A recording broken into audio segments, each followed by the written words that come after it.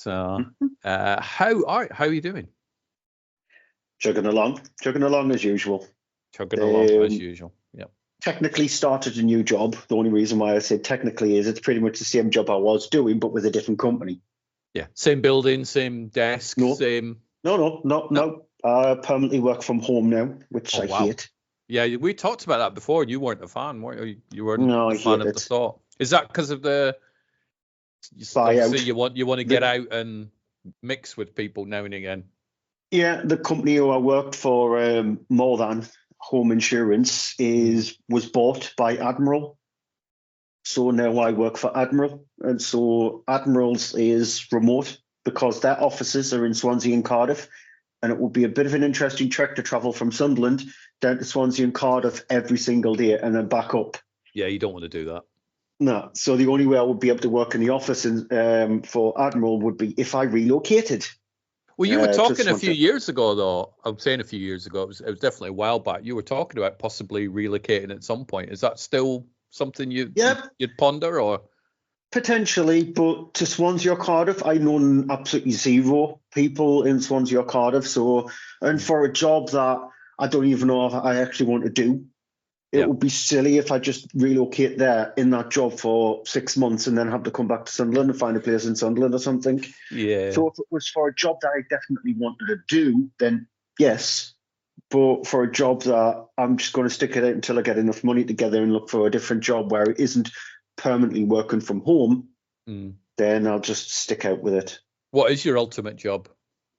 Is there something in your brain where you're like, you know what, I'd really love to do that? Whether that job exists or not, who knows? But not really. I think I'm at the age now where I just want to have a job until I retire, until I hit the magic 67 number, or unless they actually change that number again, which they probably will.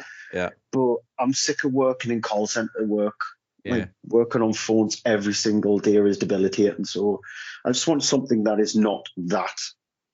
Is there nothing, because it's like my ultimate job would be, I get a phone call, somebody's filming something in wherever, I go live on the film set for a while, I do all their interviews, the behind the scenes shots, do all the little press kit stuff, come back, edit it all and go, ta-da, you've got loads of featurettes and loads of stuff that you can use. That's my job. That job probably does exist in one form or another, but that's mine. Is there nothing like that for you where you're like, I'd really love to do, like a roadie for Download Festival or something like that?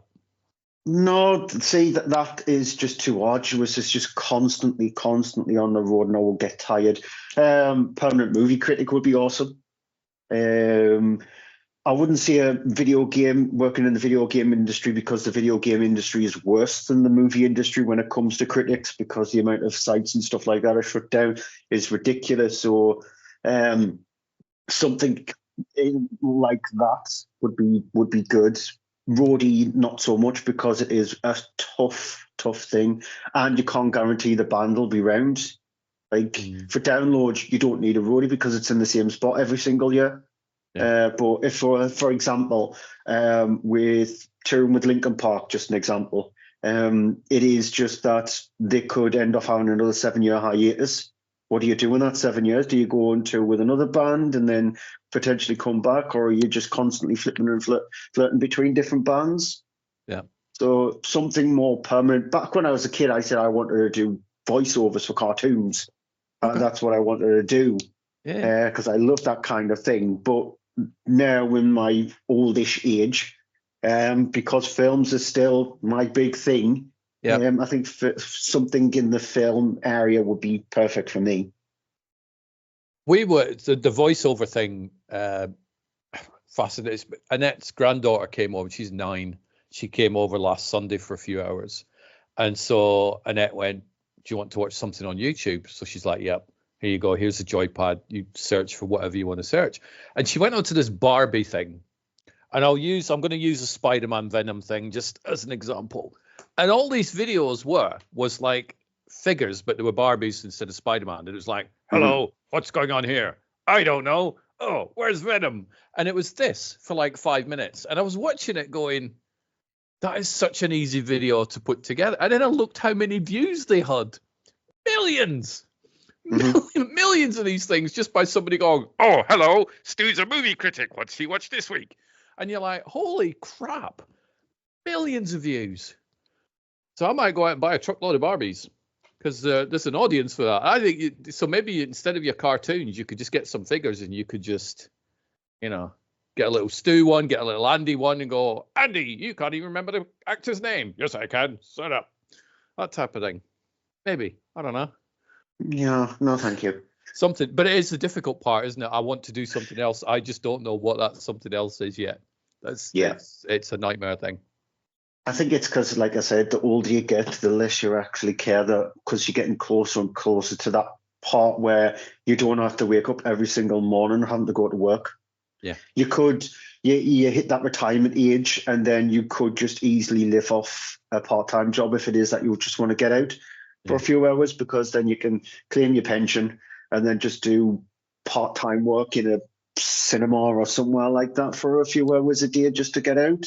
Yeah. Because I know pensioners mourn and berate the government with the fact that they don't get enough money and all that kind of stuff.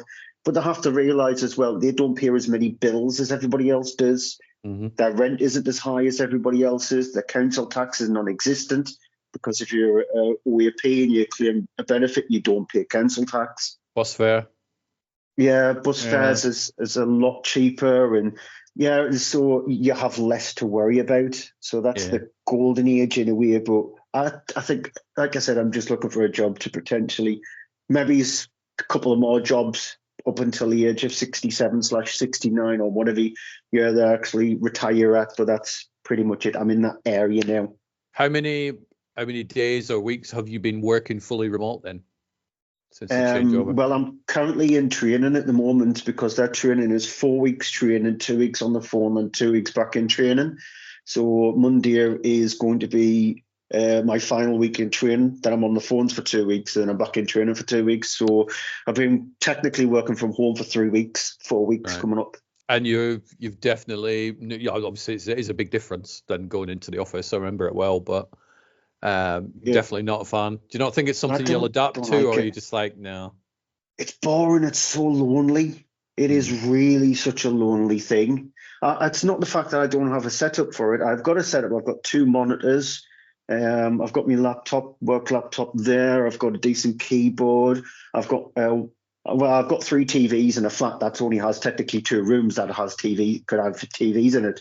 So I've got one TV directly. If I look in this direction here, I've got one TV directly in front of me. So it's a 50-inch television, which during training I was able to catch up on a couple of things. And so, I remember that. Yep. And so I've got that. So at least that's one positive, the fact that I've got entertainment there. But it's still just that thing where you have to force yourself to go out, rather than you've got that impetus to push to go out, because that's how you get to work. You walk to work, in my case. So, and you have conversations with people face to face, rather than, it's nice to have a conversation with somebody this way, but it's even better in some instances to have a conversation with somebody face to face. Yeah, of course. I quite like working from. I like the travel aspect. So I could just put the PC on at 7:45 and start at 8 o'clock. So that was great. I like the fact that I wasn't spending so much money on junk food, mainly because when I would go into the office, I'd be calling in the shops on the way in and buying all sorts of crap, spending a fortune on that. And then the transport costs as well. So during the pandemic, which was when I became fully remote, I paid pretty much every bill I owed off just by saving on transport and junk food and stuff. But I get what you mean. Annette hated it. She was like, I prefer being in the office. Whereas I was the flip side. I'm like, I'm good. It's a different standpoint for me, because I walk to work. So I had 0 travel costs. That was that. Ironically, it was just before the pandemic started. That's when I started to walk to work. Right. So I had 0 travel costs. And junk food for me, because where I work, there was a Subway and a Greggs, but I pretty much never went there. So I always took my own lunch in. I much prefer to do it that way as well. And so, again, I didn't waste money on that. It was just what I got in my usual weekly/monthly shop. So it wasn't down to the saving of the costs. It's just down to the fact that now I'm pretty much locked in my own flat about 95% of the time. What was that film? There was I don't know if it was Korean or Hong Kong or whatever, but the guy was in the apartment. It was a zombie outbreak, and he was communicating with the woman across the road, who was also stuck in her apartment. Was it Alive or something like that? I think it was called. Yeah, I know the film you're I vaguely talking about. remember it. So a bit like that. So if an apocalypse breaks out, just wave to the person if you can see anybody from your windows. Don't know if you can. No thanks, because my neighbours are earholes anyway, so no thanks. So let them get eaten by zombies. I'll just point the zombie in the direction, going over there. There's a treat over there for you. Get them, they're full of protein. Yes. Yep. Yes. So you've been watching TV shows, which is a rarity for you. You don't normally watch TV. How has this happened? Again, training, TV just there. Right. So it's just I binge watched the entire series in one go. Wow. What was it? I know. It's that 0 Day, the new Robert De Niro thing on Netflix. Go on, your thoughts? Good cast. As much as I know, I don't even know what it's about or anything. So. Well, 0 Day, the basic premise is that a blackout happens, a 1 minute blackout where every piece of technology doesn't work. So the US is being targeted by it. So it happens in the first episode, pretty much right at the start, where we discover that somebody or some organization has gone and hacked into every single electronic system in the US and grounded everything. And it causes chaos. Thousands of people die, etc. Robert De Niro plays the ex-president who was brought in by the current president to try and set up a task force team or some kind of team to discover who's done it. That's it. That's the premise. For the first episode, it's sort of like gripping on your edge. You see sort of like Aaron Sorkin kind of interest, maybe little hints of 24 and all that kind of stuff. And so it grabs you in the first episode, and there's that intrigue where you're just thinking, actually, who did it? Could it be what they think it is? And the Russians, the instant country who you're in, instantly go to either the Russians or the Chinese. Yeah. Is it something that's happened within inside our own walls, our own country? Could somebody else be responsible for it? Is it just a blip? Things like that. So you've got constant questions. Unfortunately for me, the series sags a lot in episodes 2, 3, and 4. They feel quite inconsequential. Like not a lot actually happens. There are bits and bobs here and there where we start to discover little bits. But it's only until you get episodes 5 and 6 where they start to unravel a lot more so. And so the way I thought is it's very well acted. Can't fault that. Robert De Niro was very good. And so you can't fault that. But I would have felt it would have been much better if it was a film rather than a TV series, a limited TV series. So the 6 episodes, each episode is no more than an hour long.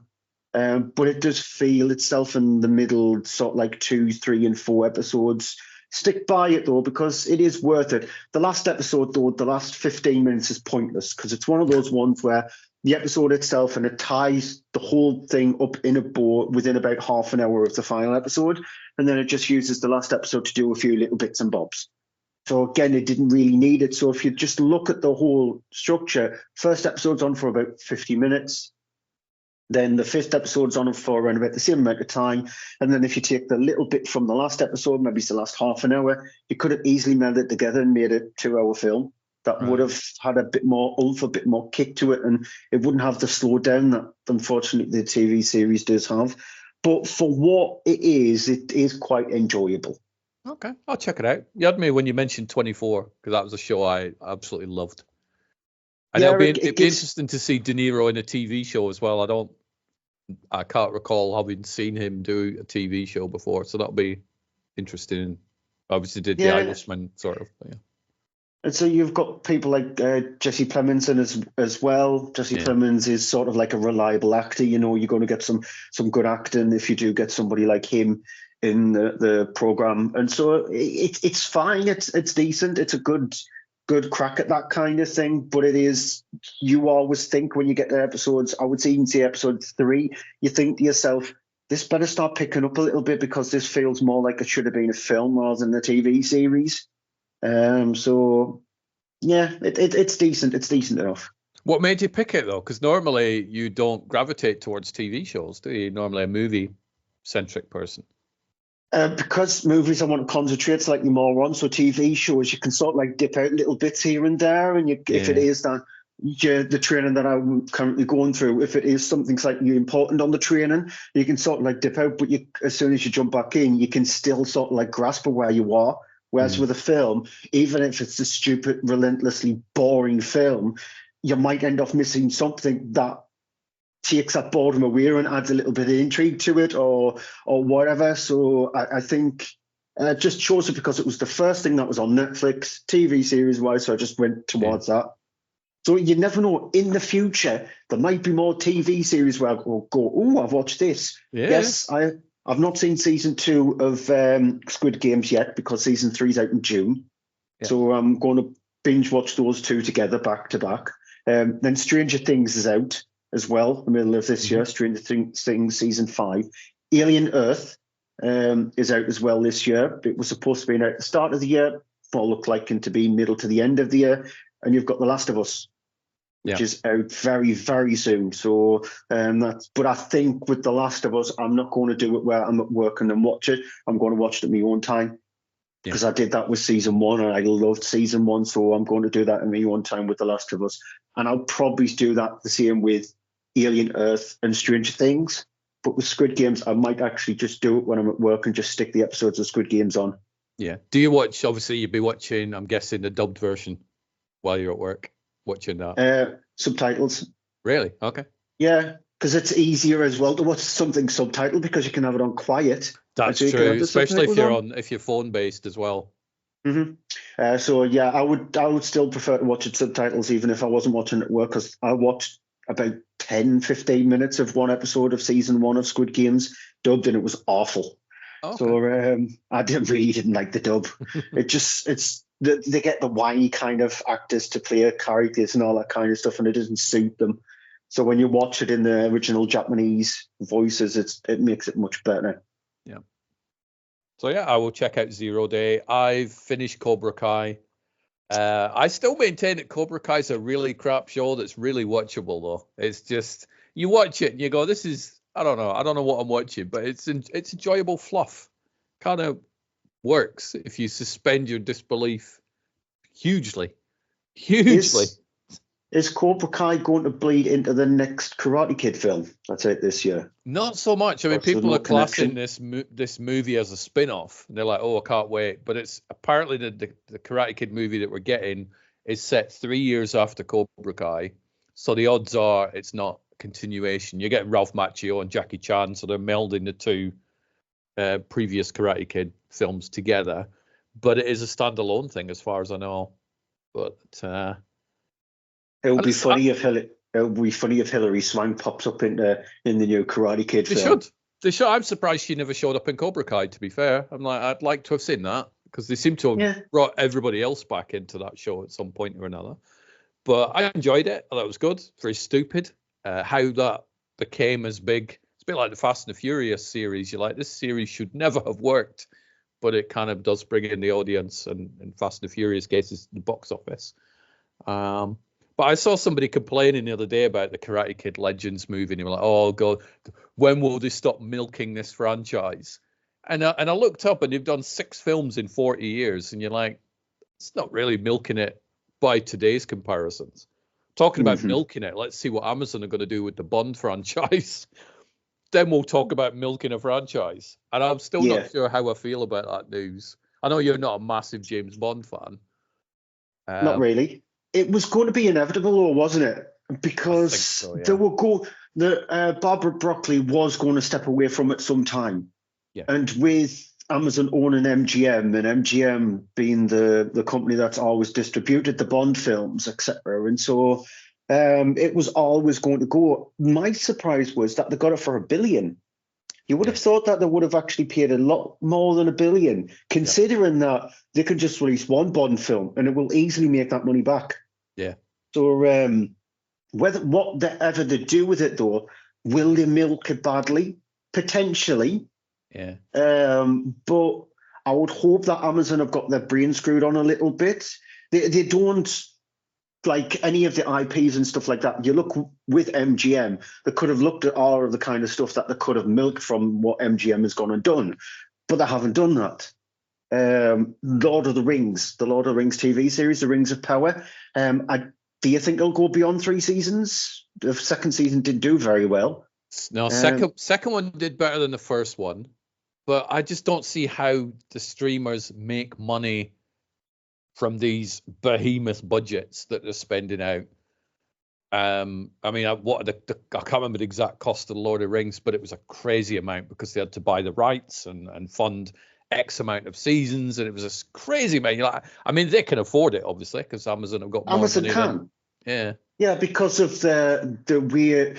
See, it's one of the reasons why Amazon can charge $8.99 a month for their streaming platform rather than what Netflix can charge, which is going up to something like £19 a month for their premium one. Netflix has to charge that amount because they've only got one income coming in. They have no other avenues to actually explore.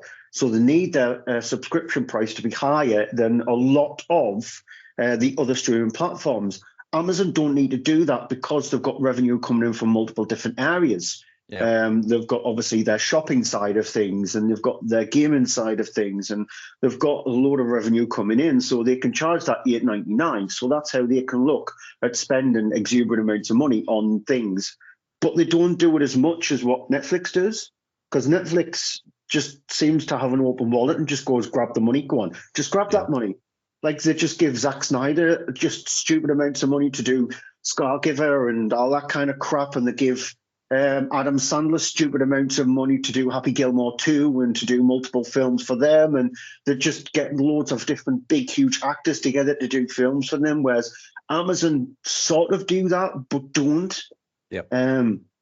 So they can afford it, but as I said, the big surprise to me was the $1 billion that they paid for the Bond franchise. I think Broccoli and Wilson, I mean, they are in their 70s and 80s. I know Michael Wilson's just past 80. I'm not quite sure how old Barbara is. They are going to get to a point where they're like, I kind of just want to go do some other stuff. I want to go sit on the beach and want to, do fundraising or fund an art project or something. It's like you said, it's inevitable it was going to happen. I don't know. To me, I do love the Bond movies, and I love the fact that they were an event in the same way Star Wars used to be an event where it would show up at the cinema. You wouldn't get another one for a bunch of years. Go to the cinema and watch the next one. And Bond kind of felt like the last big property that did that. And now potentially we're going to get like Bond TV shows and stuff. And Amazon do decent TV shows. I mean, Reacher's really good. I've heard good things about The Boys, the Rings of Power and all that sort of stuff. So they don't milk them to death by doing 85 different spin-offs. So these clowns that are on social media going, James Bond's dead, R.I.P. James Bond. I don't think it's that, but it feels weird that the company that started off by sending CDs through the post because it was cheaper than going to an HMV now controls a franchise that's been around since since before I was born and was event cinema. It kind of just feels a bit odd. I just hope they don't kill it. But that was the same with Disney. Yeah. Look at Disney. They own Star Wars, and they've absolutely milked that to death. Literally milked that series to death. That people really do not care anymore. Marvel. We'll get onto the latest Marvel film because I have seen the new Captain America, so we'll get onto that in a little while. But they've milked the Marvel series to death. Amazon, I think they might be just too smart to not go down that route. Even if they go, well, we're definitely going to have a new Bond film within the next 4 years, I would say, maybe 5 at a push. They need to obviously find the next James Bond, which they can have a little look around for, go younger, things like that. Patel. Go on, Dev. We'll see what they do with that. They could have a TV series, which they might look at a TV series because James Bond could fit that kind of thing as well. Especially if they go down the sort of like feeling of like the Jack Reacher or the Bonds kind of franchise, make it a little bit more interesting. But beyond that, what else could they do? Cartoon, animated series? Maybe that might work. It's sort of like a younger James Bond kind of thing, like a Jimmy Bond. I know that's what James Bond was called in America, Jimmy Bond. Yeah. But they could go down that route. But outside of that, you can't. James Bond is not one of those franchises where you could do multiple different spin-offs from. unlike with Star Wars, because it's an entire universe and you've got loads of different characters and races and classes and things like that. Bond is not that, so there's not a lot you can branch out from. So there's not a lot you can actually milk from that series. So it's not that they're going to release a film every 2 years. No. They just know, they won't do that. They want to make an event cinema again. Mm-hmm. TV series is where they could do it, and they could do it where they have somebody playing James Bond for a couple of seasons and then end that and then go down a completely different route. They could just do that.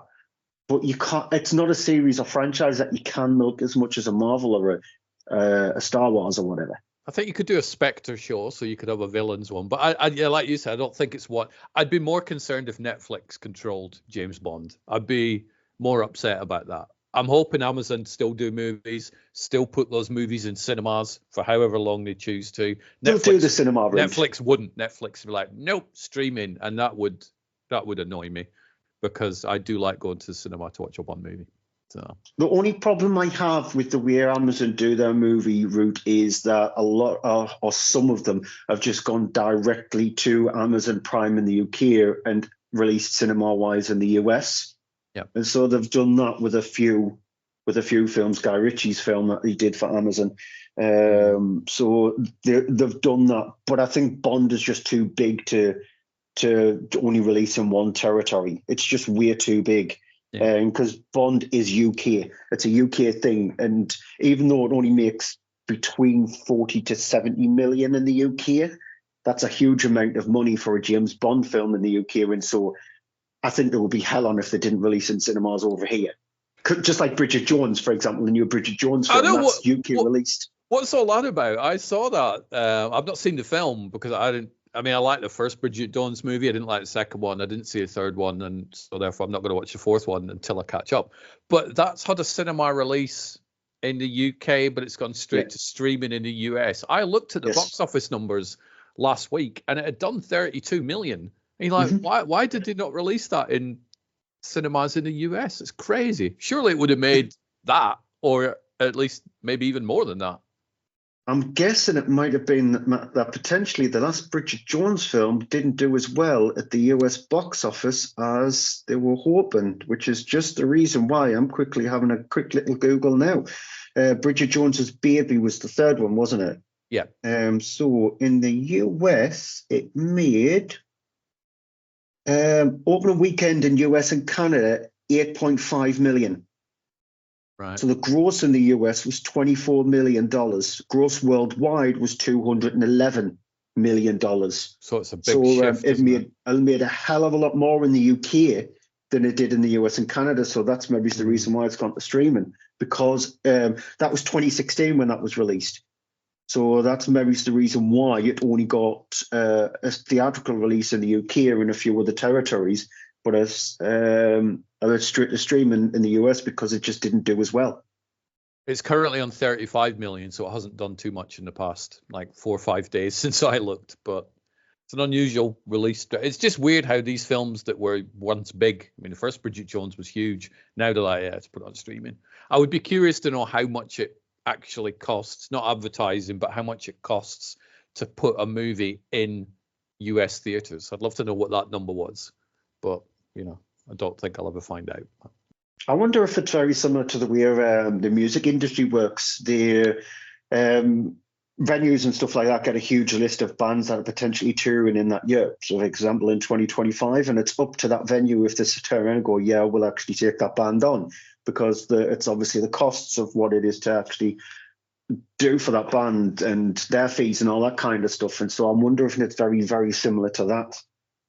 The cinemas are going, well, would we rather put Captain America in that screen or Bridget Jones in that screen? Who knows? You would think that cinemas in America would want to be grabbing on as many films as they possibly could, considering the trouble that they're in. So, it's weird. It's odd. The industry is very strange nowadays. It's down to the distributors. It's how they want to actually do things. It's how they think that they are going to make the most money without the least amount of money being hit against it. So they might have felt like putting it in US cinemas might not have been financially viable. Hence the $23 million the last one made. So they looked at it and went, the trouble of us advertising it and getting it into US cinemas, it's silly if we don't put any kind of advertisement out there and only put it in, say, 100 screens, well, less than that, because it's just not going to do much of an impact. So they probably just looked at when it's going to probably cost just as much to get this out in US cinemas as it would be for us to make back. So let's just release it on streaming, make some money from that, release it in the territories that we know it's going to do well, get the money back from that, and we know we're not going to get hit by a loss. So they're actually thought about it rather than just go, let's just throw it out to die. Has there ever been a streaming platform that you didn't have that you signed up for because a certain film was going to drop on it, though? There hasn't for me. If it drops onto a platform I've already got, like Paramount Plus or Netflix, because they're included with my Sky thing, then I'll watch them. But I'm not like, oh, I'll sign up to Amazon to watch the new season of Reacher. That type of thing. I sort of did it with Netflix because there was an animated film that I wanted to watch on Netflix that I didn't have Netflix at the time. So I sort of done it with that. I've come across a new streaming platform. Yep, they keep on releasing brand new streaming platforms. I don't know if you've heard of a streaming platform called Found TV. No. It only shows found footage movies and found footage TV programs and stuff like that because I have a slight Achilles heel when it comes to horror and found footage. So there is that one there, and they've got some really good films and stuff like that on there, like the Blackwell Ghost franchise, which there's 8 films in that one.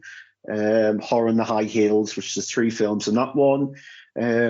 So they've got a few decent found footage films on that one, and it's free with adverts, or $4.99 a month premium, where you don't get any ads. I love the ads. I'll keep the ads. Yeah. Or it's £40 for the entire year without ads. But yeah, it's got ads. So it's very similar to Tubi, but Tubi does not have a premium side to it. The 40 quid for a year, I like that. I'd probably go for that one rather than the $4.99. I hate little bills coming out of my account. But if I could just pay for it, go, right, I don't have to bother with it for 12 months, I'd be more inclined to do that, I think. Let's just stick with the ad version. It could, if it's like Tubi is a tiny bit annoying considering they have ads in between the films. Like the old schoolers watching it on TV. Whereas Netflix, they have an ad at the start. And then you've got the film uninterrupted, and then that's it. So it's not as intrusive, but their ads are only like 30 seconds long anyway, so it's not too bad. But yeah, Tubi as a platform, I love that platform, even though it's got some shockingly awful films on there, which I will get to one very soon. But yeah, there's that one Found TV, but you don't pay for it. But I think Netflix was the last one I did it where I did actually pay for it, in inverted commas. I found a weird to actually get it very, very, very, very cheap. I still got it, and I still only paid that very cheap price. Nice. But that was the last platform. Yeah. I want to hear what your thoughts on The Monkey, which I know you were planning to watch. You managed to watch it? Yeah. What's your thoughts on it? I like this is from Oz Perkins, who did Long Legs. Yes. Rightly enough. Yep. How does it compare to Long Legs? Obviously, it's a little completely different. Totally different. Okay.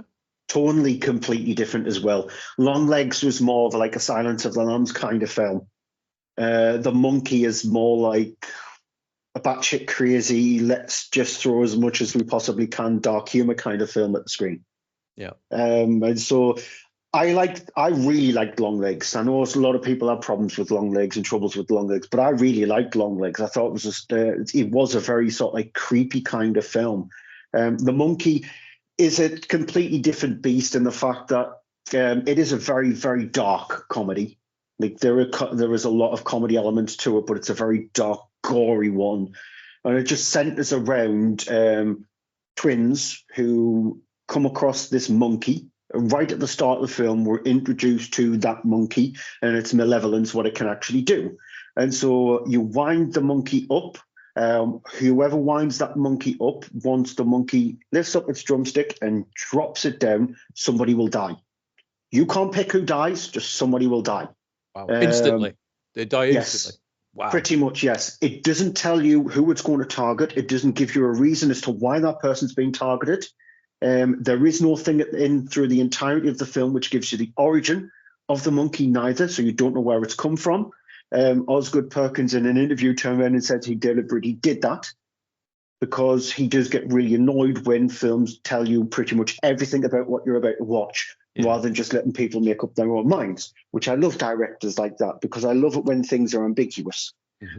So it just kills and kills people in some brilliantly nasty ways, like some extremely gory, nasty ways. I'll not tell you any of them apart from one, which was a genius one where you'll have seen it in the trailer if you've watched the trailer, where our lead character is at a motel with his son, and he's trying to stop somebody from diving into a swimming pool, like just tells them to stop. Yeah. Because that swimming pool has been electrified. Yeah. It's that depth is genius, because as soon as the person hits that, just touches the swimming pool, they get immediately eviscerated, and blood just gets splattered all over the place. It's extremely gory, the film. There's some really gory, very gory deaths. And Osgood Perkins doesn't care who dies. No pets die, but children die, teenagers die, anybody dies. Anybody is subject to the monkey. And for the most part, it works. It's that perfect Friday night, get friends around, watch kind of film. It sags a bit in the middle. It sort of like feels a bit disjointed. There are elements which doesn't make the story flow as good as it should be. But there is some comedic humour there, and I did find myself sniggering a little bit at the dark, moronic humour at times. And like I said, the gore is just there. It's front and centre, and it's not afraid to actually show you some nasty stuff. A lot of practical gore, do you think? Yes, very practical. Obviously, it has to use CGI and the things like if somebody is getting eviscerated by an electrified swimming pool. It's not going to be like that kind of thing where they're going to fill a big massive carrier bag full of animal guts and throw it at the screen. So they don't do that. But yeah, a lot of the gore is practical. But worth a watch if you're after something a bit silly and a bit gory and a bit, just out there. I do like the Stephen King adaptations over the years and have done since I was a kid. So I'm sort of eagerly looking forward to this one. I might try and check it out this week. If it's showing at my local View Cinema has got 4 screens, so who knows whether the monkey's on or not. I suspect it might not be. Obviously, one of these will be Captain America. Another one will probably be Bridget Jones. Who knows? I'll find out, hopefully. Otherwise, I'll have to pick it up when it drops onto demand. Yeah, it's insanely gory. I think a lot of people will... It is a divisive film. But that's very similar to what Osgood Perkins does as a director anyway. He's a very divisive director. And so if it is that you loved Longlegs for how sinister it was, and that's what you were hoping for the monkey, no, you're just not going to attach yourself at all with the monkey. If you go in knowing, because if you watch the trailer gives you the tone of what the film is. It instantly tells you, oh, by the way, this is going to be something stupid and silly. And that's exactly pretty much what it is. But in a good way rather than just absolutely brain dead way. Okay. But that's good. I'm looking forward to it. It's on my list. So what else have you watched? So I've split my stuff up into 3 categories: main stuff, quick hits, and 3 that I'm melding together because they're from the same writer. All released in the last 2.5 weeks, 3 weeks. A busy person. So a couple of the main ones. Companion. That's the one where I don't watch the trailer. Not seen the trailer. Yeah, don't watch the trailer. Wait for it to come out. Wait for you to actually find out, because the trailer itself absolutely spoils that film. I quite liked it. It's a decent film. I'm not even going to give very much away of myself at all. But yeah, I quite liked it. It's got again some dark humor to it. A few nice little elements of gore here and there, but it's enjoyable. Heart Eyes. So that you'll have seen the trailer it's a slasher film. It's an old school 90s slasher film about a town where this serial killer on Valentine's Day stalks couples. Just does not like couples. It's very gory. It's from the writers of the last 2 Scream films. It's trying to establish itself as a franchise. I think it did well enough for it actually maybe potentially get a sequel to it. But if it is that, those kind of films from the late 90s, early 90s, those very stupid slasher films. Like urban legend and all that sort of stuff, and Wrong Turn and whatnot. That type of thing. Right. Yeah, it's very much in that ilk. So Valentine's, urban legend, stuff like that. It's very much like that. Okay. And then the new Captain America Brave New World, which I've seen that. It's in its pants.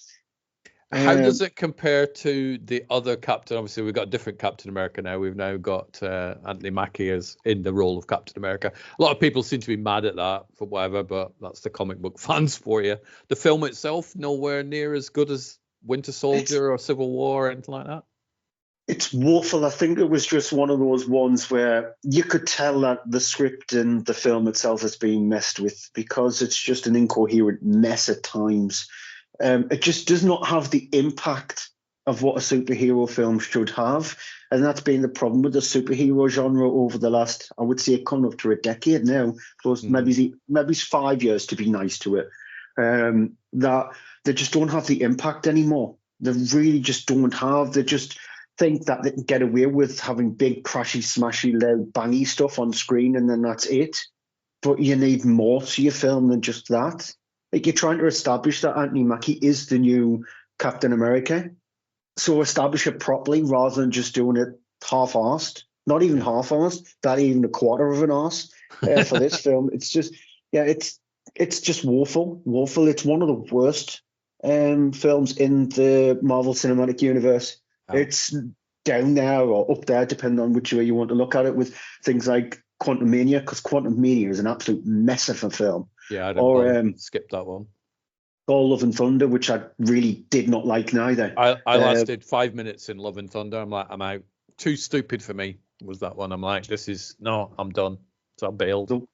The one I get shouted at for, Iron Man 2 and 3, because Iron Man 2 and 3 are terrible films, in my opinion. So it's down there with those kind of stuff. I think it was the worst rated one. I think it ended off on a Metacritic score of something like 52, which is one of the worst ones out of the MCU. It's starting to creep into the territory of the DCU.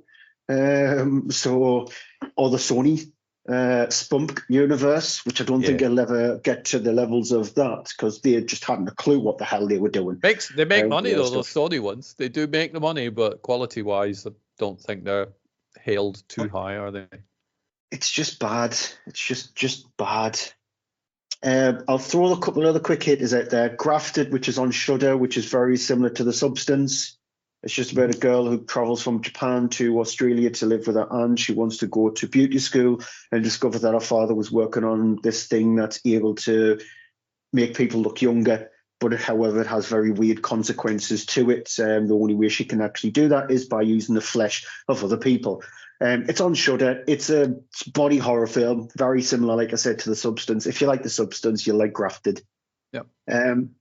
Speaking about Elevation, so I've seen that. It's only just been released in the UK. It was released in America last year.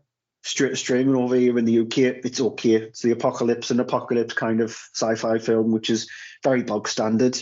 Which platform is that on? I think it was on Prime. Right. Dogman, which is the latest animated film from the Captain Underpants universe. There's a Captain Underpants universe? Yes, there's a Captain Underpants universe. Wow. So Dogman, which is bright, colourful, very loud animated feature, which is perfect for the kids. It's just aggressively angry and loud in that front there. I think kids will absolutely love it. It's a U-rated film. We see very few of those these days. Adults, they will definitely guarantee to have a headache by the end of it. But I appreciate it for what it was. Mm-hmm. And then the last of the quick hit is Scissors, which is the one I was telling you about, is on Shudder. Not Shudder, on Tubi. It is directed by a hardcore porn director. Wow. Who remember the films back in the sort of like early 90s to early 90s, which was pretty much just titillation with the slasher film attached to it. Yep. It's pretty much, we thought those films completely disappeared. Nope. They're back. They're back with They're Scissors. Back and alive on Tubi, because this is a 67-minute film directed by a hardcore porn director who's only done those kind of films in the past, thinking that, you know what, we'll get a few of those actresses, big, huge, massive air quotes of actresses, we'll get a few of those actresses to be in a slasher film about a killer clown. It is one of the worst films I've seen, just full stop. It's atrociously bad. Like, really atrociously bad.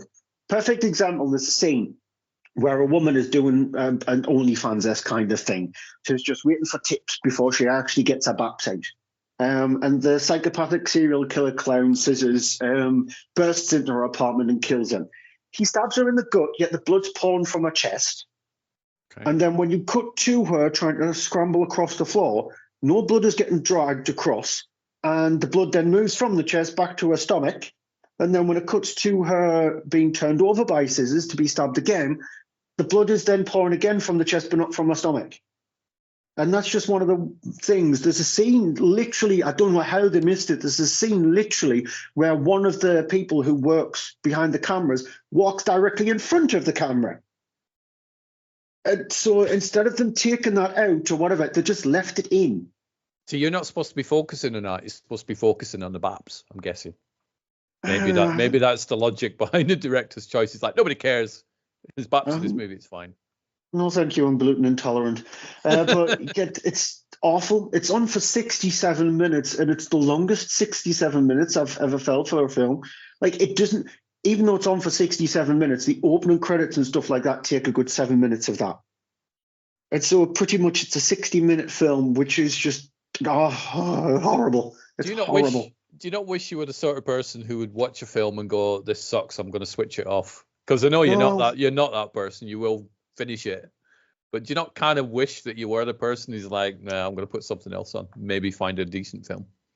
I can't do that. Once you start something, it's very similar to when you play video games. I don't know if you do this. Is once you start a video game, if it is that you don't feel that video game, you potentially do stop it unless a trophy pops up, or an achievement pops up. If a trophy or an achievement pops up, that's you pretty much going, shall I continue the game itself, or shall I just stop? Movies I know it's not a sort of like a 1-to-1 ratio, because movies you can instantly just stop it. But movies sort of got that kind of thing that once you start a film, should I just watch it because it's only going to be another hour and a half to watch? So I can't. I've never walked out of a film in the cinema, even though I've been tempted to. I fell asleep a couple of times in the cinema just because, as I said, it was between the first Avengers film and the second one that I fell asleep because the cinema was boiling and it started 40 minutes late. The second film, Age of Ultron, and the film itself was crap anyway. And George of the Jungle. I fell asleep in the middle of George of the Jungle because I was absolutely knackered. And I was dragged by my neighbours to go and see it. So I had to take them to see it. But I've never fell asleep in the cinema. I've never walked out of a film in the cinema, which means I will never switch off a film if I'm watching it at home. I mean, so often I do have a half-hour rule on a film. So if it is terrible, like Scissors sounds like it is, then I will bail. But if I'm not quite sure if I'm enjoying it or I'm not really into it, I will carry it on. And quite often, I watch Wicked Part 1. I nearly switched that off. Very close to switch that off. I did. I put it on. We put it on because Annette really wanted to watch it. And then we sat down, and I think there's like a whole bunch of songs at the beginning. And I'm not a huge musical fan anyway, so it's very hard to impress me with a musical. And I'm like, it's not for me, this, but I'm happy just to leave it running in the background and just let it. And I sat there, checked Twitter, and could see the film. And by the end of it, I'd really enjoyed Wicked Part 1. I really liked it. There's a whole bunch of the film that doesn't even have any songs in it. So that sort of calmed me down a little bit. But I was very, very close to switching it off. But I'm glad I nearly did that. I nearly did that without Amelia Perez. Yeah, that's another one. It's like, oh, the plot looks interesting. Oh, it's a musical. Yeah, because the music honestly harms the film more so on Amelia Perez, which is the reason why when the Oscars get announced, I'll be very annoyed if it wins a lot of them, especially Best Film, because I've seen films in that 10 which are multiple times better than Amelia Perez. But yeah, I nearly did that. So I've nearly done it. I've never done it. Even when I've reviewed all these films for the Monday Movie Show, when I've done that, because I can do it now because I'm not reviewing films anymore properly. Yeah. But I can do it now, but I still can't find myself just to like pick up my remote and just go, stop. I just can't. It's kind of like, I compare it to listening to a music album. So back in the day when CDs, we used that. And you go, oh, track 1 sucks. Not going to listen to the rest of the album. You're like, you would never do that because track 1 might be terrible, but track 2, 3, 4 might be. Track 10 might be the best track you've ever heard. So you go, I'm just going to carry on listening to it all. And films can sometimes do that. They can start off and you think, this is terrible. But by the end of it, you go, it redeems itself. Often it doesn't, and it is still crap, but, you know. And then on to 2 films before I get to those 3 films that are from the same director. I've watched The Gorge. I want to watch that. It's on my list to watch. It's an Apple TV one, isn't it? Yeah, it is. It's 2 films masquerading as one. Like the first hour of the film feels completely different to the second hour of the film. It's directed by Scott Derrickson. So the first hour of the film, I really liked it. And I wish the film was just brave enough just to follow exactly how the first hour is. Keep it to where it is two people on opposite sides of this gorge who has been sent there to stay there for a year to make sure what's in the gorge does not come out of the gorge. Mm-hmm. And they could have done it where we maybe saw a glimpse of what potentially is in the gorge, but it should have been a film about the relationship between those two characters. Yeah. And I would have, with Miles Teller and Anya Taylor-Joy, I would have much preferred if the film was that. It's the second half of the film which completely lets itself down. I'll not give it away because the trailers itself has not given very much away in regards to the second half of the film. I mean, I'm hazarding a guess. I haven't seen the film. The latter part of the film is we do get to see what's in the gorge, and I'm more interested. The reason I want to watch this film is because I'm more interested in these two people on the opposite side of the gorge. That's the first hour. That's what I want to watch it for. But that's not the whole film. I hope I get to see what's down there. I couldn't give a monkey's what's there. Could be nothing down there for all I know. I just like these sort of minimal cast type things where it's something different in the gorge. I'll watch it, but So do I, because it's got obviously you've got your three big stars, including Sigourney Weaver within that list because she's in the film. And as I said, the whole film should have been their conversations between each other. There's an absolutely fantastic scene which just involves Teller and Taylor-Joy on opposite ends of the gorge originally trying to contact each other. And they do it, one does it via a big, huge, massive notepad, and Teller does his via a whiteboard. And it's just them conversing between each other across that gorge, and they play a game of chess against each other across there. And again, there's a nice little scene where she said what move to make, and he's gone and doing the wrong move. She's looked across because they've got binoculars on either side of there. She's looked across and then just shot us to see it. No, even though we've got this big, massive gap between us, I can still see what you're doing is wrong. And so that kind of thing works so well. It's just until we get to the gorge itself, that's when the film, unfortunately, falls apart. There was a film years ago called Enemy at the Gates, a Jude Lloyd Harris thing, and that was about rival snipers. And you're like, I kind of want the gorge to be that. And it sounds like it is for the most, for that hour. And then, obviously, I'm guessing we see what's in the gorge. Unfortunately, yes. Oh, no. And then September 5. I really want to watch this. Yeah, this is on my list of I want to see it. So it's very similar to an Aaron Sorkin kind of film. It's the incident that happened at the Olympic Games in 1972. Told from the viewpoint of view as the journalists at ABC, rather than you actually going into sort of like the hotel where the hostages were held, etc. We do get to see glimpses of that, but it's predominantly focused on these reporters, and I really liked it. It is gripping, even though you know the outcome, you know exactly what's going to happen. It is still really gripping because we've seen it being told from the viewpoint of the bad guys, sort of like storming the Olympic Games, kidnapping the Israeli athletes, telling them hostages, the demands and things like that. We've seen it from that viewpoint. To see it from the different viewpoint of people reporting it from behind the cameras, that the ones there at the time were not journalists, they were sports presenters and things like that, because this was the first time the Olympic Games had been fully televised across the world. So seeing it from that point of view made the film a lot more intriguing. There's some brilliant acting in the film. So, I really, really did like September 5. Yeah, I want to watch that. I mean, I'm a big fan of the film Munich. I'd seen the original documentary that One Day in September, I think it was called, years ago, which all covers the same event, but obviously from different points of view. So, September 5 is on my list to watch. And then the three together that are from the same writer, Harry Boxley. He's wrote multiple different films, and unfortunately, these are not part of the Poohniverse. Okay, they are part of the fact that Winnie the Pooh and Mickey Mouse are now in the public domain. The three films in question are Piglet, Mouse of Horror, and Popeye's Revenge. There is actually 3 Popeye films coming out this year. That's the first one.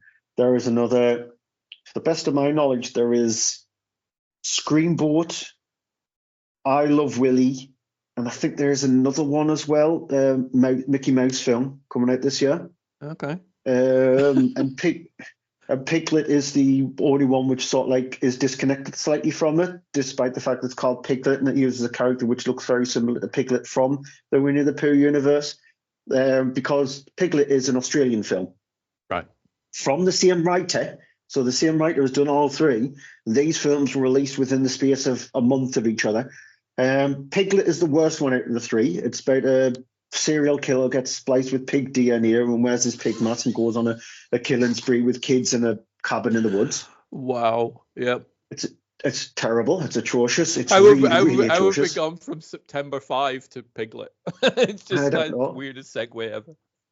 Mouse of Horrors is a British film, which follows, again, a psychopath who has been spliced with a mouse DNA and goes around wearing this Mickey Mouse sort of like mask on, which is the guy who plays the killer is the director of Winnie the Pooh, Blood and Honey.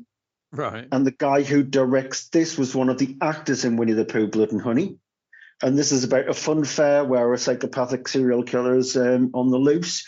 The only thing that saves this is the guy who plays the Mickey Mouse serial killer. He's fine. However, Mouse of Horrors has got some of the worst editing I've ever seen in a film. Full stop. Like, the sound does not match what's actually happening on the film. Like, they could be walking on a boardwalk and you'll hear metal footsteps, but they're walking on wood. Yeah. Or you can hear footsteps, but they've stopped walking.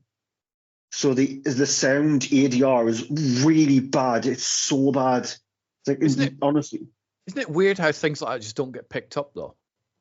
Yeah, there's a distribution company called ITN, not like the TV station ITN in the UK here, but there's a distribution company, ITN, who would distributing all of these films. Surely they'd be like, it's fine, but can that get fixed? Because he's not walking on metal, he's walking. Oh yeah, no problem. I'll sort that out for you.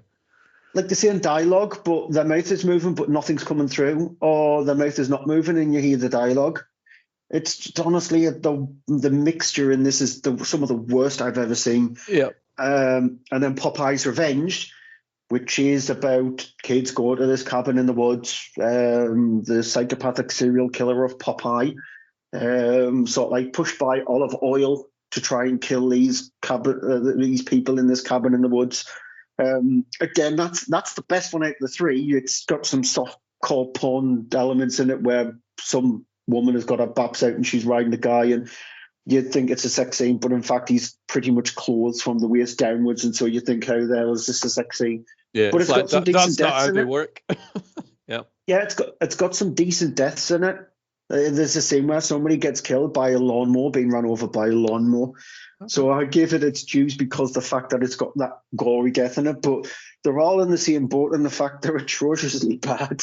I saw somebody on Facebook, and I can't remember who it was. I wish I did, but they'd posted, so all these characters are now in the public domain, and these are the films that we're getting. How sad. And I'm like, he's probably right with his critique on that. It is a shame that everything is like stupidly low budget splatter horror movies. It's like, is anybody going to do like a Mickey Mouse or Steamboat Willie animated comedy or something? They all seem to be going down a slasher Baps movie type thing, don't they, with these?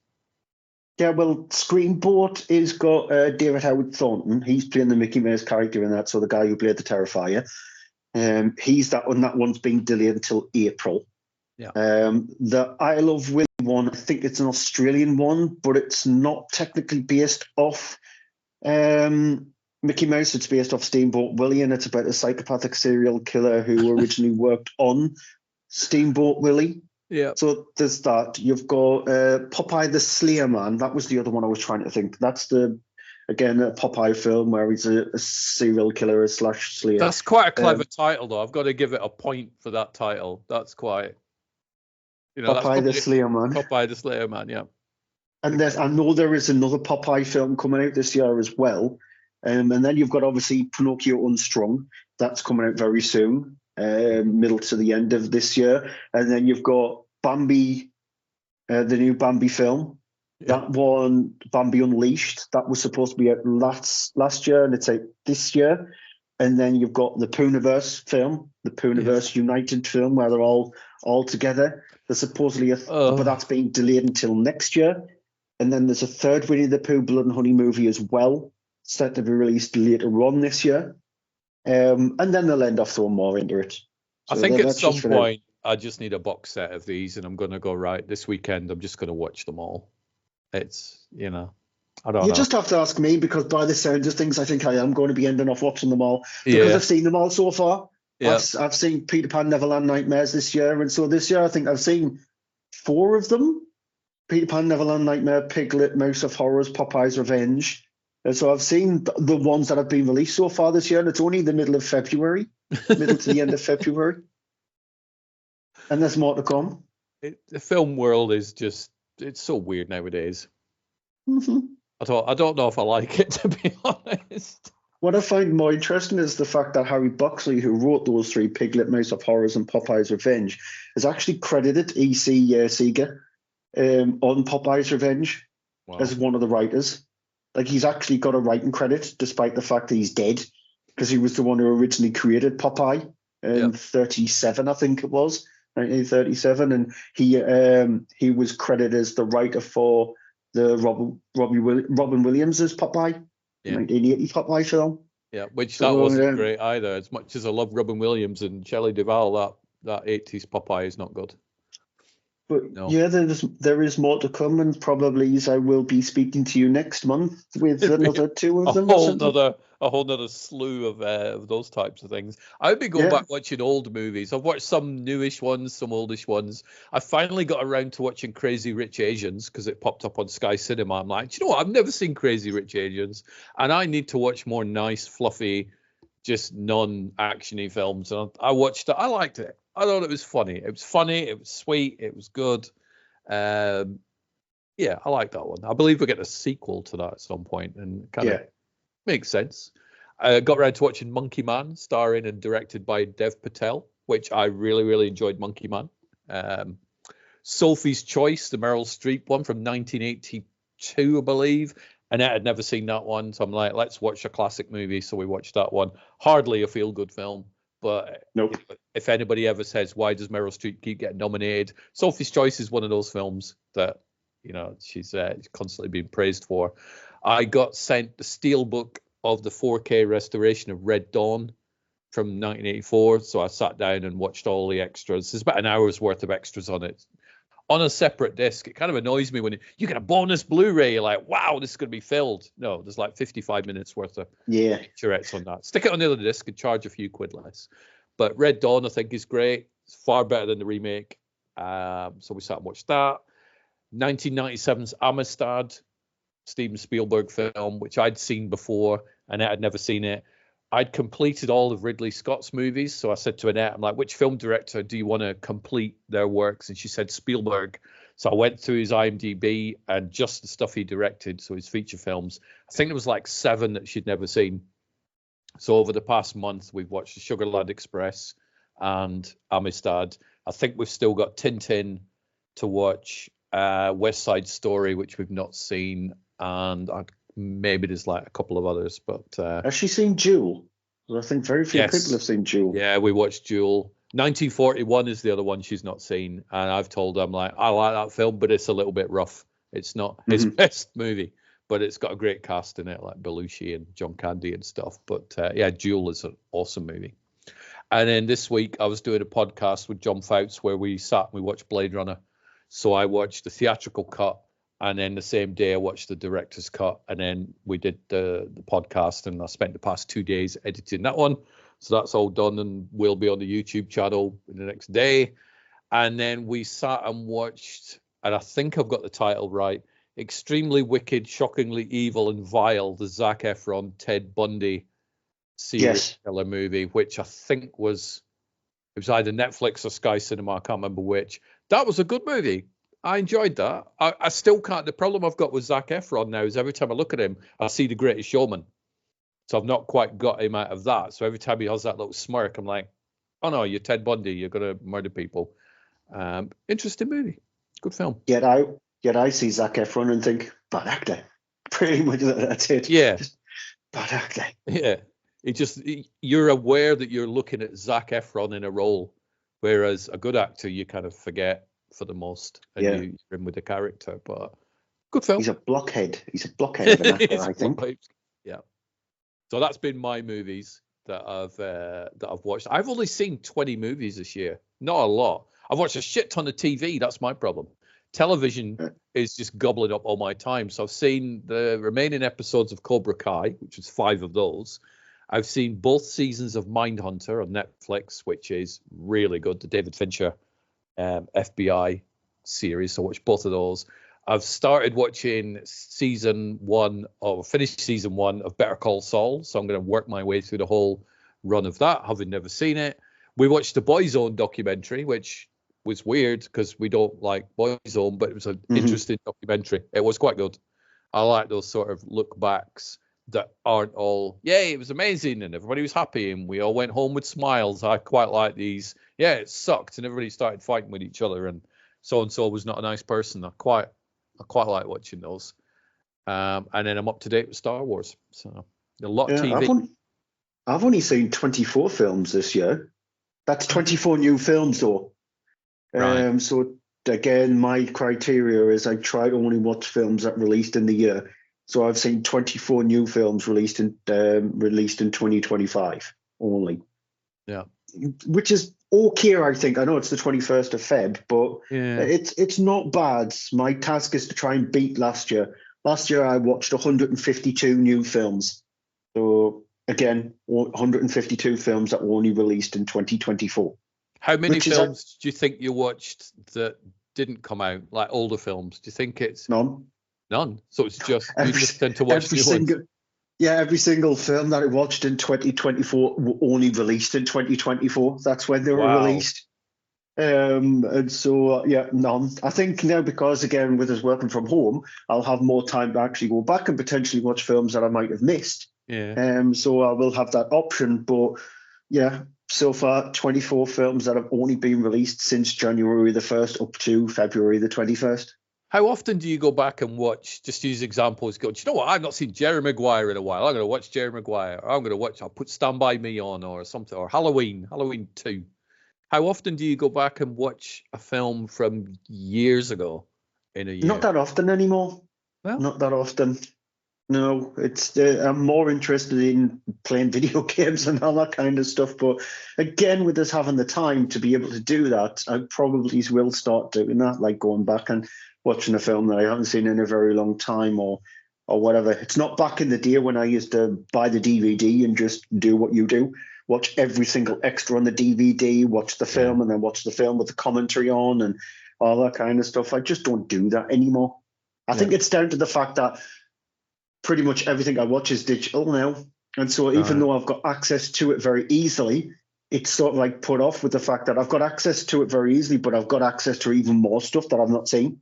Yeah. And so whereas on DVD, it's the trek down to Blockbusters or Global Video or your local DVD rental shop or buying it, and then that's it. That's what you've got, because you couldn't rely on TV, because it used to be back in terrestrial days where it took 2-3 years for it to actually come onto the channel.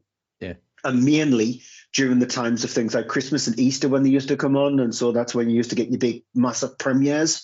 But now it's because you've got access to so many streaming platforms, it's easier to watch something you've not seen before than it is to watch something you've seen about 50 times.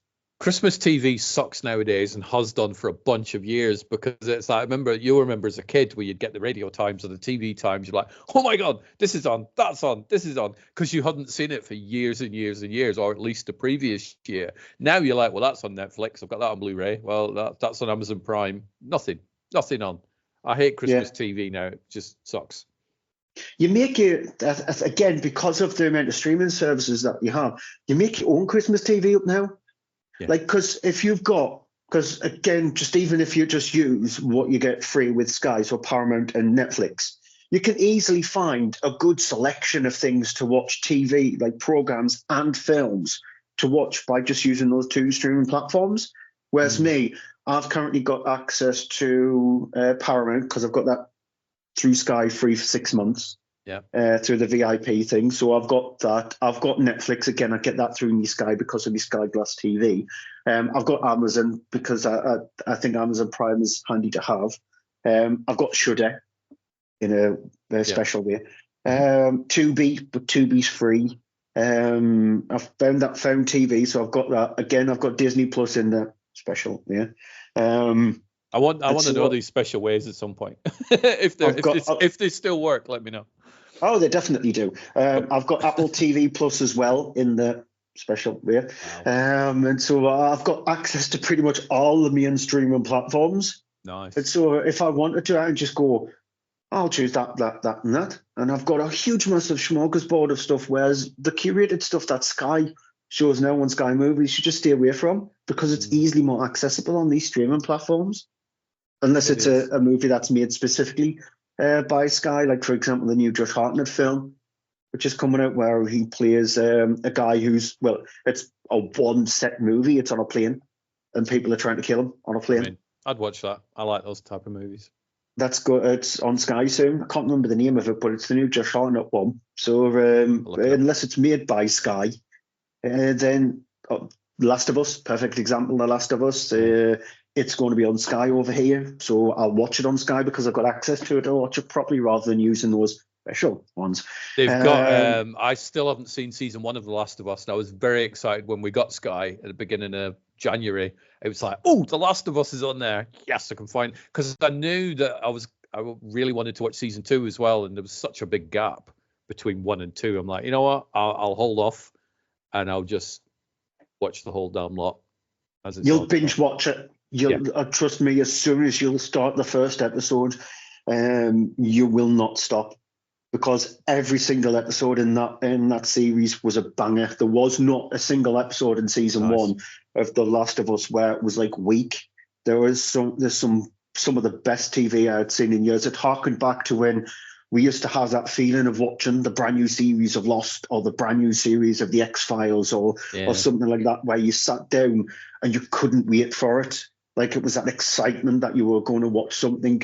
The last time I felt like that was quite a few years ago now. Probably back in the early 90s was the last time I felt like that, watching The Last of Us, like watching a TV series. I think The Shield was probably the last one that I could just sit all weekend and watch this entire show, and often did with the box sets. But I do have a soft spot for Tulsa King on Paramount Plus, but that's just sort of easy to watch soap opera type stuff. But yeah, it's those, oh my God, I need to see the next episode things are unfortunately rarer than they used to be. They definitely are. But yeah, I highly recommend The Last of Us. But as soon as you start it, you will actually be just completely roped in and sucked in for the entirety of the season. I kind of miss the days when, and I don't do it with films anymore, but I used to years and years ago, where I would just spend an entire day watching movies. I was going to watch them all. Now I can probably watch maybe 2 films a day, and I'm like, I need to do some other stuff. I need to do some housework or check some emails or something. And I miss being able to go, right, Saturday, I'm just going to watch like 7 or 8 90-minute movies, one after the other, and grab snacks in between. I miss being able to do that.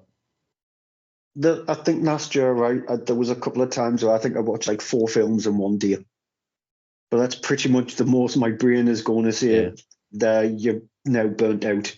Stop. I also miss the fact that films aren't 100 minutes now. You know, I have the crazy backlog of 3-hour plus movies, which The Brutalist has just jumped on that list as well. The amount of super long films that I've got piled up to watch is ridiculous. Well, they are starting to get a lot of films now that are sort of like sub-hour and 40. I think a lot of films that are released on Tubi are like less than an hour 40. So there are films like that. Like, for example, The Monkey. That could have been a movie that could have been on for 2 hours plus. It's 97 minutes. It's not a very long film. So Heart Eyes wasn't too long. The Gorge is on for 2 hours, but it doesn't feel it. September 5 is on for like 90 odd minutes. It's on for just over an hour and a half. And that you could, if that was a 2.5 hour movie, you could go, okay, I get, well, that's 2.5 hour movie. But it's nice that it's not that length. Yeah. And what they get in that 90 odd minutes, you just at the end of it going, can I watch another half an hour of this, please? I just want to watch a little bit more of it. So Well, that's there why are I've films not out there, watched but I've not watched the Dune films purely because, and I have them both on Blu-ray and have since they both came out. But it's like, they're 3 hours a piece. Am I going to be able to sit down for 3 hours uninterrupted without somebody phoning up or thinking, oh, I need to take something out for tea or whatever?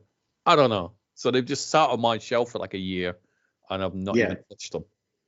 watch them. They're good. They look good. So how are you doing on the video gaming? I've decided got my VR headset back on now. I've started playing a little bit more VR, which I haven't touched. I didn't touch it at all last year. None. But I Um, started putting it on a little bit and playing bits. Despite the fact that it's still in early access, I'm still cracking on with Path of Exile 2 because it releases fully later on this year, and it's going to be free to play when it releases later on this year. So that's an ERPG, very similar to things like Diablo. Okay. And stuff like that. So I'm playing Diablo 4 because I've got that. I'm only very early on in that. I finished that high on life because it was on PlayStation Plus, and just because I wanted to play it. That's from Squanch Games and the people who made Rick and Morty. Right. It's a first-person shooter with talking guns. It was fine. It was okay. Slightly forgettable, and it wasn't as funny as it thinks that it is. So it's that. But yeah, I'm still playing through Path of Exile 2, still playing through Phasmophobia when a friend jumps on. I've got another Crab's Treasure there, which I do want to start that. And Under the Sea, something like that. There's a game that I've just started. So there's a few bits and bobs that I'm doing. I'm still doing Star Wars Outlaws. I downloaded, but I've not played it yet, Guerrilla Attack, which was like £2 on the PlayStation Plus. I'm like, for £2, I'll give it a go. It's a VR game. Looks very silly, but apparently it's crazy popular. But I will investigate that later on. I also downloaded my first GT, which it's called. So it's a Gran Turismo one, and apparently that works in VR. Weirdly enough, I put it on last week to test it, and I'm like, this ain't in VR, so I switched it off. Apparently it is in VR once you get into the race. Everything else is flat screen until you start racing, then it jumps into VR. So I'll give that a go later on. I do want to check out Phasmophobia because I just keep hearing people talking about that game. And then one called Madison, which apparently is really, really good. But yeah, it's a survival horror game. There's one game coming out in a couple of weeks' time called Split Fiction, which I'm going to get. It's from Joseph Fares, who did A Way Out and a few other games. It's a completely cooperative game where you, even when you play it, you actually see the other person's side of the screen as well. So it's very similar to the old school couch co-op games where two people are in the same room to play it. When you play it online, you do actually see there, and so you play two different characters going through the game itself. What I love about it, it's very rare, you see it these days in video games, is the fact that you only need one copy for two of you to play. Nice. Yeah. So if I buy a copy of the game, friend wants to actually play the game with me, he just downloads the version of the game, but he can only play it obviously when I'm playing the game. Yeah. But he gets to play the entire game for free. That's good. And it's only going to launch at like 35 quid as well, which is again what Joseph Fares' company has done with all the previous games. It's not a full price game, and all these previous games has featured that co-op feature where you only need one copy of the game. So which I think is great because you're playing it with your friend. Your friend might go, do you know what? I really like that game. I'm going to buy my own copy so my other friend can play it as well. So I think it does work. Especially considering that if your friend doesn't have a lot of money and it's something that you know that you're going to buy, so it's got that pushed for him to just go, oh, well, I'll play it with you then, because it just means I'm not going to have to buy it. So, I think I'm going to get that in a couple of weeks' time. I kind of miss, I was talking to Annette the other day, and it's like, I wish I had more time to read books. I have loads of books, and I got this one at Christmas, the Al Pacino biography. I really want to read it. And I was chatting to her yesterday saying, I wish I had time to read. She's like, oh, you got loads of time. And I get it. But my time scheduling of what to do is shit, to be fair. It's like, I'll spend so much time watching films, so much time watching TV, no time whatsoever sitting reading a book. So I'm trying to rejiggle my schedule time so that I can play more video games, read more books, because I have loads of them. I love buying them. I want to read them. I don't devote the time that I need to actually, doing these things. So Yeah. that's one of my bits of homework, to try and schedule stuff a little bit better.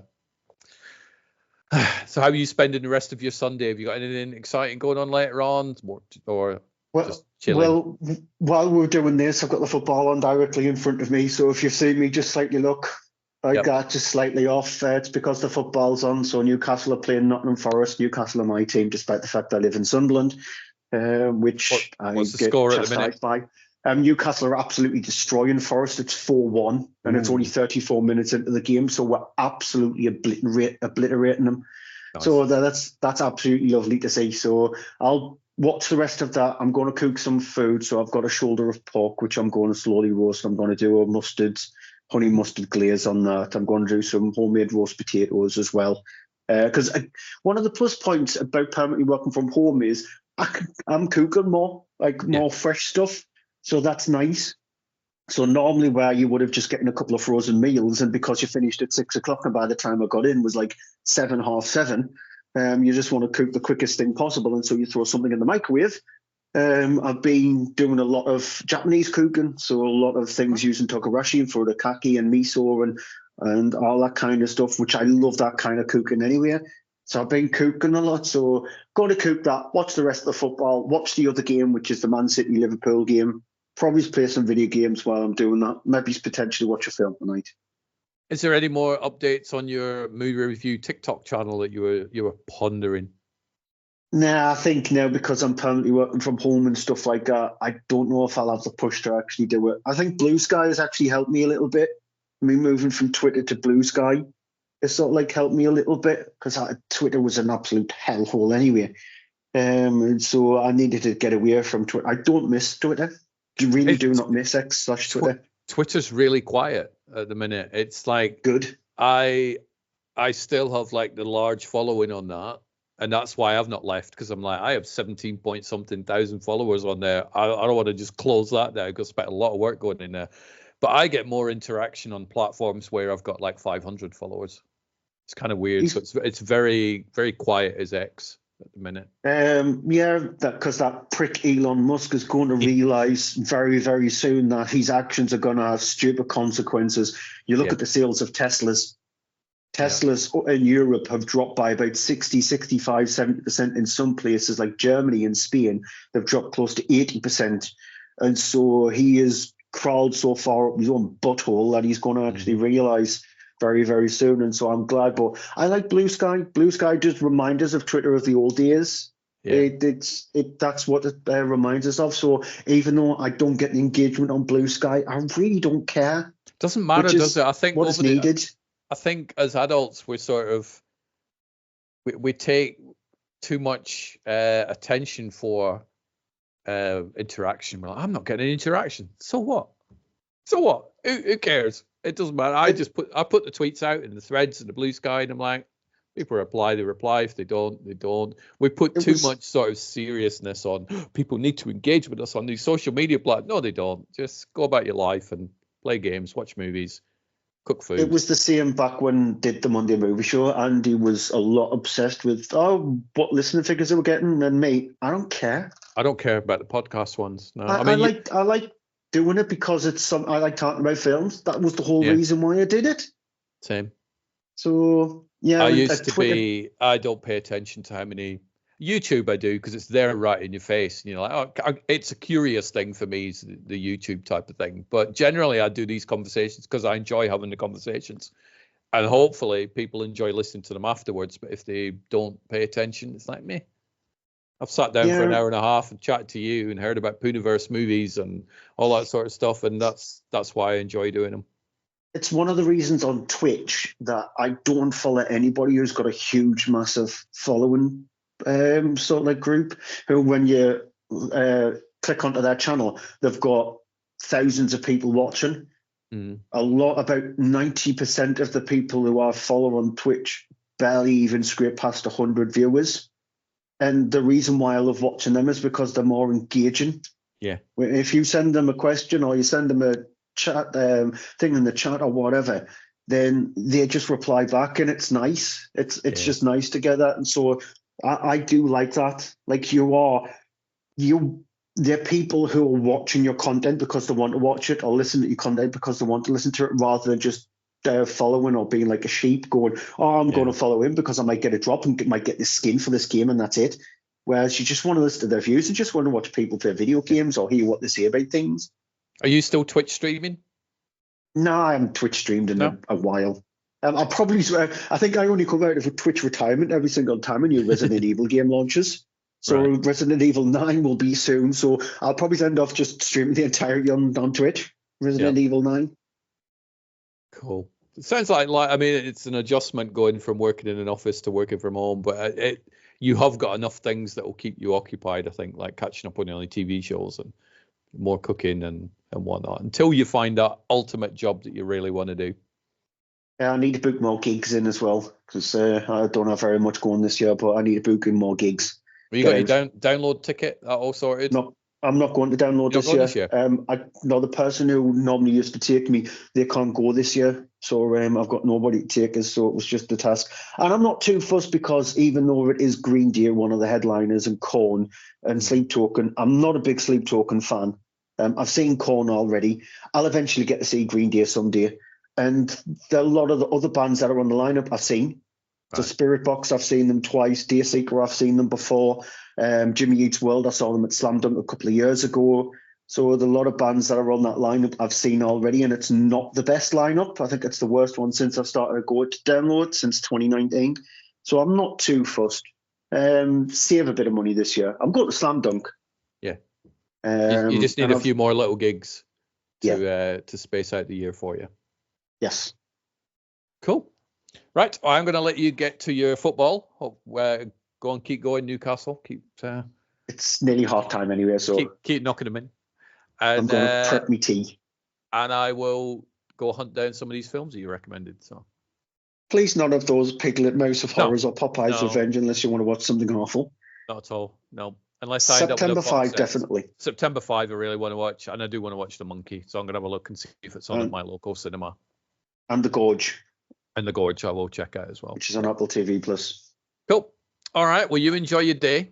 And you too. I will speak to you on Blue Sky throughout the week. Ditto. Take care. Bye-bye.